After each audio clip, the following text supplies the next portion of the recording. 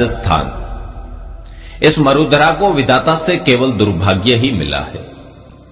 रहने को बंजर जमीन, पीने को सौमासे का पानी, खाने को 2 फाक बाजरा, संपत्ति के नाम पर अरावली के कंकड़ पत्थर, त्योहार के नाम पर अकाल और मनोरंजन के लिए युद्ध।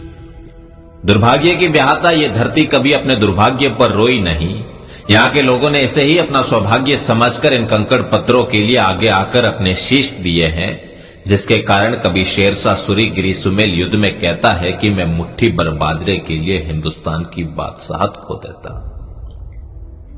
राजस्थान की भूमि वो भूमि है जहां पर ऐसा कोई फूल नहीं उगा जो राष्ट्रीय वीरता और त्याग की सुगंध से भरकर न झूमा हो। वायु का एक भी झोंका ऐसा नहीं उठा जिसकी झंझा के साथ युद्ध देवी के चरणों में साहसी युवकों का प्रस्थान न हुआ हो।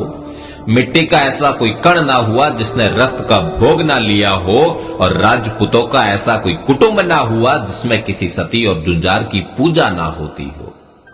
महाकवि रामधारी सिंह दिनकर ने कहा था कि जब भी मैं राजस्थान की धरती पर पांव रखता हूं तो मेरे पैर कांपने लगते हैं कि कहीं मेरे पांव के नीचे किसी वीर की समाधि या किसी वीरांगना का थान आ जाए, क्योंकि यहां पर अपने इष्टों की आराधना गौरवमयी जीवन नहीं अपितु गौरवमयी मृत्यु के लिए की गई है। बिरले लोगों की बिरली ही जौहर गाताई होती है। यहां के योद्धा इतने भोले रहे हैं कि रणभूमि में शीश भूलकर धड़ से युद्ध कर कर जौहर दिखाते थे। वीरता और पराक्रम में ऐसे बिरले उदाहरण संपूर्ण विश्व में कहीं और नहीं मिलेंगे। प्रताप, हमीर, कुंभा, वीरमदेव, मीरा, कर्मा, पन्ना, पद्मनी जैसे हजारों वीर वीरांगनाओं की जगविख्यात कहानियां यहां सुनाने की आवश्यकता नहीं है।